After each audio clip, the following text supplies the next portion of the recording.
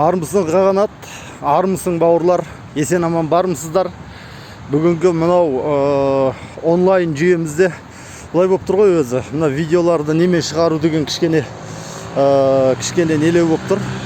Студияда жазып, оны өңдеу, оған бір эффектлер қоюға кішкене қазір уақытша қысып тұрғандықтан оны жасай алмай отырмыз.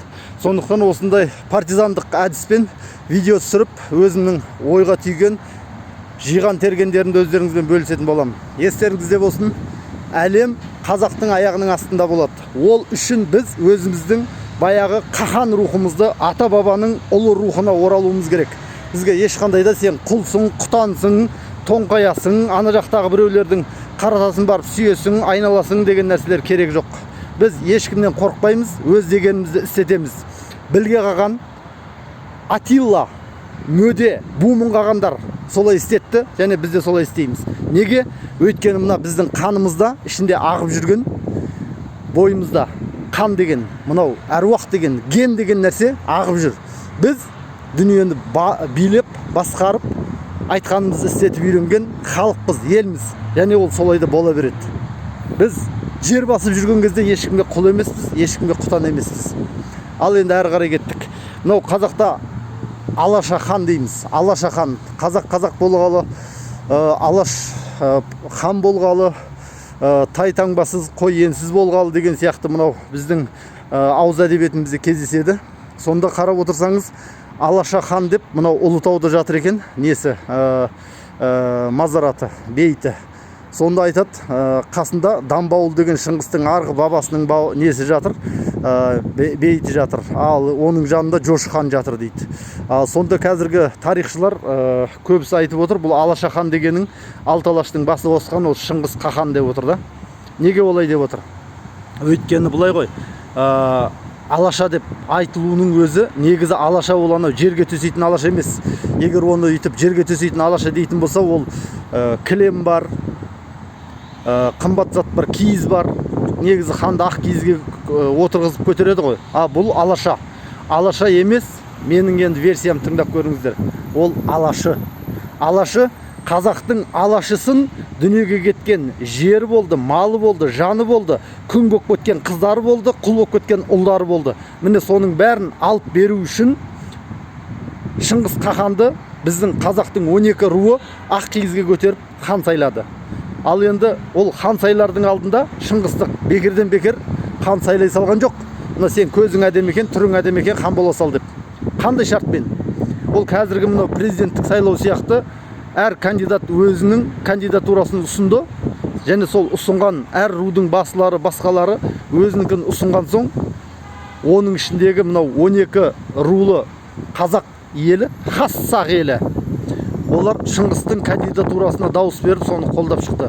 Былайша айтқанда, дала демократиясының негізінде Шыңғыс қахан қазақ даласына қахан болды. Ал енді алты алаш дегенімізді қазіргі біздің тарихшы бауырларымыз зерттей келе айтып отыр. Мынау Ертүріктің басы баяғы мынау 40 қыздан тарайтын қазақ, қырғыз, башқұрт, ноғай, татар, мына жағында қарақалпақ.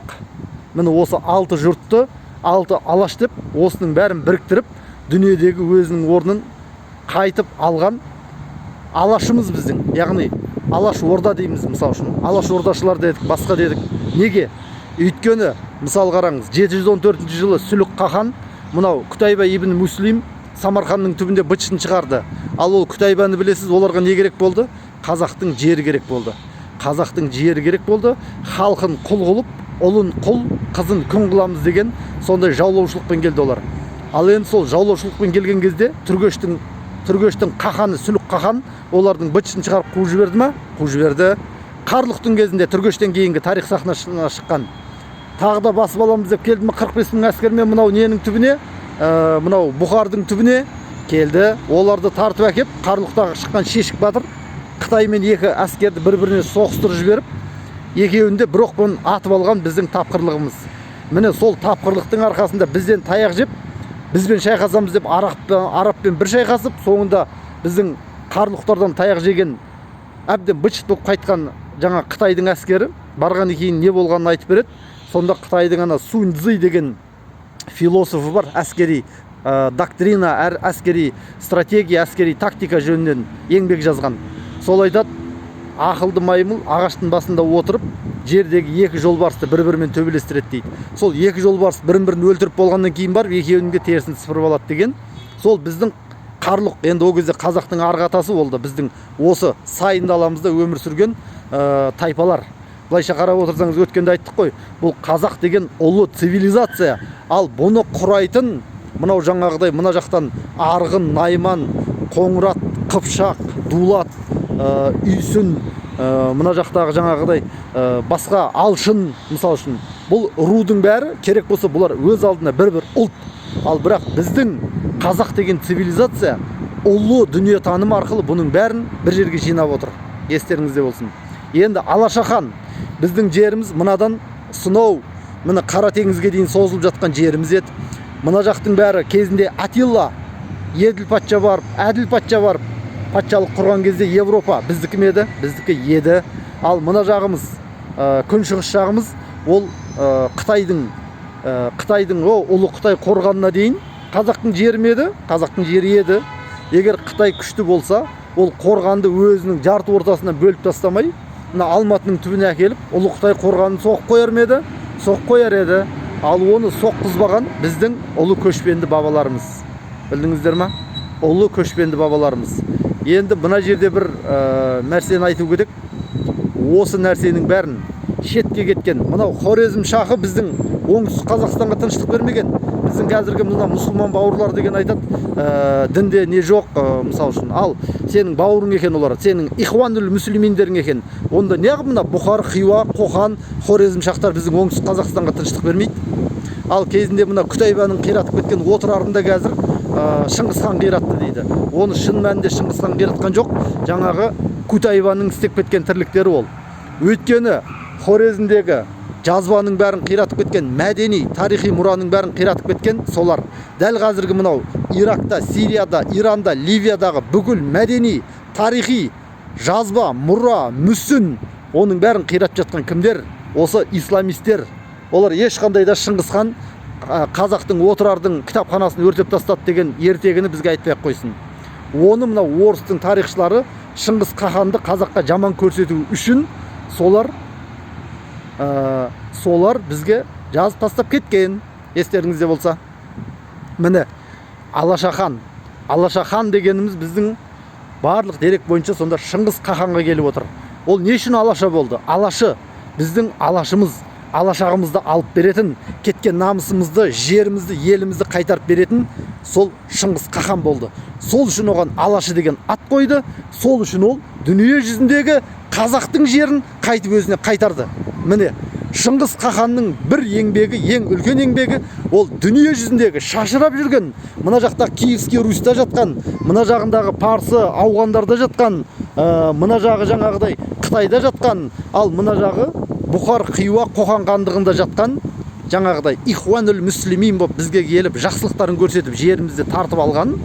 Міне осылардың бәріндегі қассақтың қайтып қалып кеткен жерінің бәрін тартып алып берді.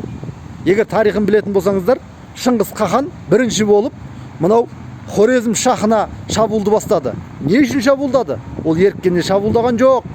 Өйткені ол қассақтың жерін еліне тыныштық бермей шабуыл жасап, ұлдарын құл қылып, қыздарын күң қылып, малын айдап әкетіп, жанын, малын, елін қорлаған үшін. Білдіңіз ба? Сол үшін Шыңғыс Қахан қазақтың 12 руының басын біріктірді. Біріншіден, екіншіден, қисан-қисан кетіп бірікпеймін дегендерді өзіне тартып, шақырып, оны қол астына қосты. Онан кейін 6 алаш, қазақ, қырғыз, қарақалпақ, башқұрт, ноғай, татар, осы ұлттың бәрін 6 алаштың қол астына жинады. Сонан кейін барып, ол ұлы жорығын әлемге бастады. Сондықтан біз өзіміздің әлемде жалғыз емес, біздің түркі тектес бауырларымыз бар. Жаңа түркі тіл деп жатырмыз. Түркі тілдің өзін кешегі біздің бауырларымыз, тарихшы бауырларымыз шығарып отыр. Ол түркі тіл дегеніңіздің екі мағынасында, бір мағынасында төркі тіл, яғни төркін тіл, төркіні, сөздің төркіні деп отырса, бүкіл адамзаттың тілінің төркіні деп отырса, екінші мағынада ол айтып отыр, түпкі тіл, яғни адамзат баласы жер бетінде пайда болғаннан бергі түпкі тіл. бүкіл сөздің түбірі осы түпкі тілде жатыр деп. Білдіңіз ба? Сондықтан мен мына Алашы хан деген өзім қысқаша ғана видеома мынаны айта кетейін. Алашы хан дегеніміз біздің Шыңғыс хан, оның Алаша хан, Алаш хан, Алаш орда, Алаш деген сөздің барлығының түбі Алашы. Алашағымызды алып берген, намысымызды орнына қойып берген, елді ел қылған, жерді жер қылған, тұлғаға арналған сондай атау Алашы хан деген. Арда болыңыздар, аман болыңыздар. Мен байланыстамын.